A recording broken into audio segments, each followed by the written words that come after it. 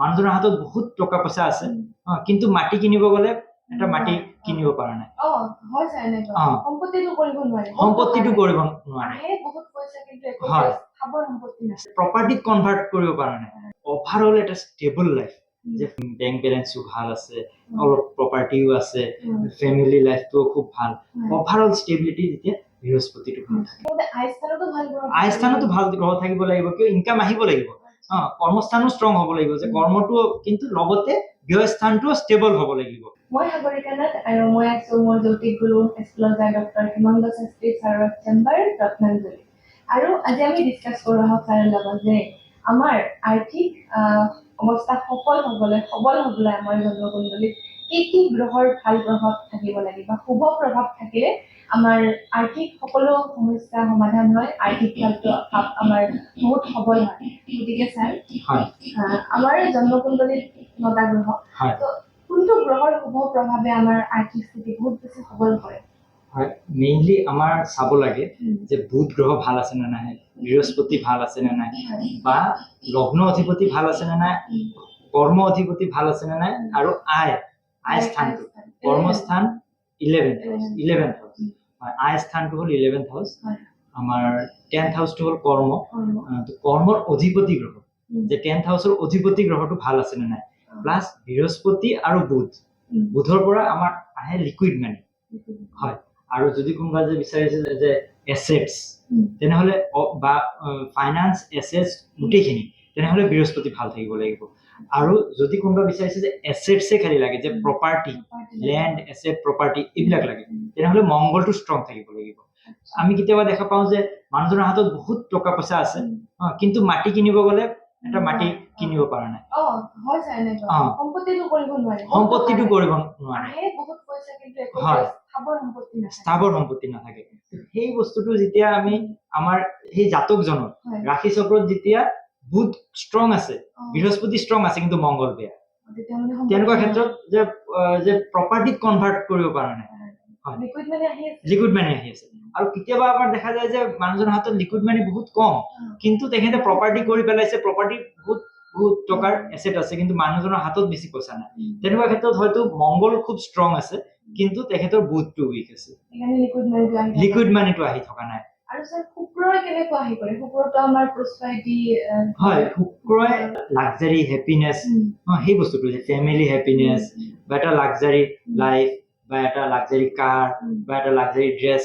everything যেটো luxury কিছুমান মানুহৰ টকা পইচা নাথাকিলেও লাইফষ্টাইল বহুত লাক্সাৰি হয়তো মানুহজনৰ হয়তো প্ৰপাৰ্টি নাই হয় বা বেংক বেলেঞ্চও বহুত বেছি নাই কিন্তু মানুহজনে বহুত লাক্সাৰি লাইফ লিড কৰি আছে এটো শুক্ৰই দি আছে হয় আৰু যদি অভাৰঅল এটা ষ্টেবল লাইফ যে বেংক বেলেঞ্চও ভাল আছে অলপ প্ৰপাৰ্টিও আছে ফেমিলি লাইফটো খুব ভাল অভাৰঅল ষ্টেবিলিটি যেতিয়া বৃহস্পতিটো ভাল থাকে আৰু কিছুমান মানুহ আছে দেখো বহুত সম্পত্তি থাকে হাতত বহুত টকাও থাকে কিন্তু বহুত সিম্পল কে থাকে মানে লাক্সাৰিতে নাই তেওঁলোকৰ কিয় কাৰণে হয় তেতিয়া শুক্ৰ উইক থাকিলেও হয় বা কেতিয়াবা দেখা যায় যে শুক্ৰ মিডিয়াম থাকিলেও তেনেকুৱা এটা যে তেখেতক চালে গম নাপায় সিম্পল লাইফ লিড কৰে কিন্তু হয়তো তেখেতৰ এভৰিথিং যে সব আছে তেখেতৰ প্ৰপাৰ্টি আছে ফাইনান্সেস আছে লিকুইড মানি আছে এভৰিথিং আছে কিন্তু তেখেতে এটা সিম্পল এটা লাইফ লিড কৰি আছে শুক্ৰটো মিডিয়াম আছে হয় আৰু কেতিয়াবা দেখা যায় শুক্ৰৰ লগত বৃহস্পতিৰো এফেক্ট থাকে বা কেতিয়াবা যে 7th হাউসৰো এফেক্ট থাকে 7th হাউসৰ পৰা আমাৰ লাক্সাৰিটো ডিসাইড হয় বা কেতিয়াবা দেখা যায় যে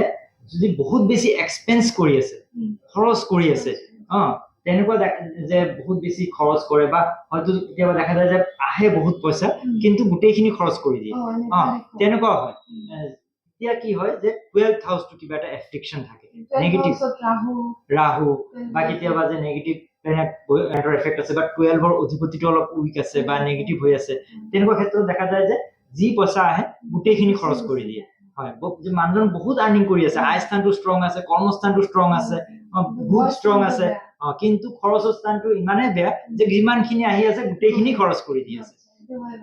আৰু কিছুমান মানুহে কম ইনকাম কৰে কিন্তু হাতত ৰাখিব পাৰে সেইটো কিয় হয় স্যাৰ সেইটো তেখেতৰ সেই 12th হাউসটো খুব ভাল 12th হাউসত হয় ব্যয় স্থানটো যে এটা ভাল ষ্টেবল গ্ৰহ আছে আৰু কিয়তে আয় স্থানতো ভাল গ্ৰহ থাকিব লাগিব কিয় ইনকাম আহিব লাগিব কৰ্মস্থানো ষ্ট্ৰং হ'ব লাগিব যে কৰ্মটো কিন্তু লগতে ব্যয় স্থানটো ষ্টেবল হ'ব লাগিব যে সাডেন খৰচ নহয় যদি ৰাহু যদি থাকে তেনে সাডেন খৰচ হৈ যাব পাৰে আৰু ৰাহু যদি নিচস্ত হৈ যদি ব্যস্থানত বহে তেনেহ'লে সাডেন গোটেইখিনি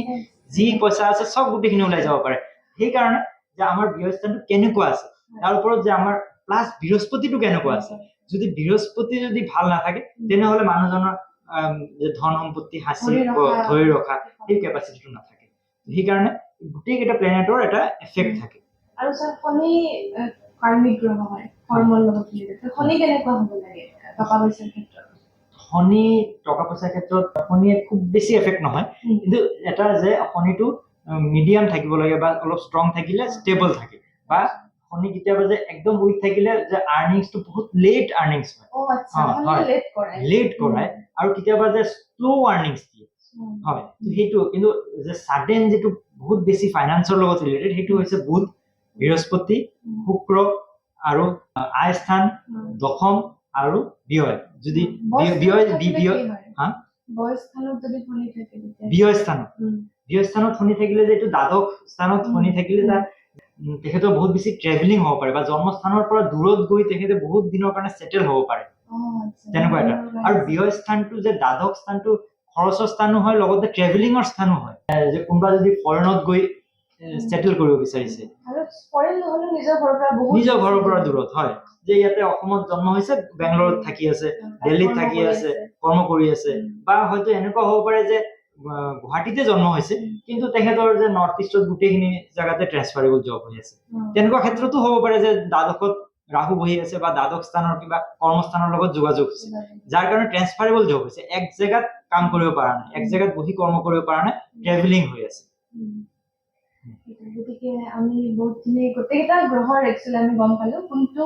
অকল এটা দুটা গ্ৰহ নহয় আৰু প্লাছ এইটো ডিপেণ্ড কৰে যে লগ্নৰ ওপৰতো ডিপেণ্ড কৰে যে লগ্ন যদি মেঘ লগ্ন হয় মেঘ লগ্নৰ কাৰণে বৃহস্পতি আমি চাব লাগিব কৰ্মস্থানৰ অধিপতি শনি চাব লাগিব আয় স্থান শনি কিন্তু যদি বৃষ লগ্ন হয় তেনেকুৱা ক্ষেত্ৰত আমি বুধ চাব লাগিব বুধটো বেছি ইম্পৰ্টেণ্ট হ'ব সেইকাৰণে বৃষ লগ্নৰ কাৰণে বুধটো বেছি ইম্পৰ্টেণ্ট হ'ব তো সেই আৰু শুক্ৰটো বেছি ইম্পৰ্টেণ্ট হ'ব সেইকাৰণে আমি লগ্নৰ ওপৰতে ডিপেণ্ড কৰোঁ কিন্তু মেইনলি এইকেইটা প্লেনেট যে বুধ শুক্ৰ বৃহস্পতি আৰু মংগলটো প্ৰপাৰ্টিৰ কাৰণে আৰু কৰ্মস্থান আয় স্থান এইকেইটা হ'ল বেছি ইম্পৰ্টেণ্ট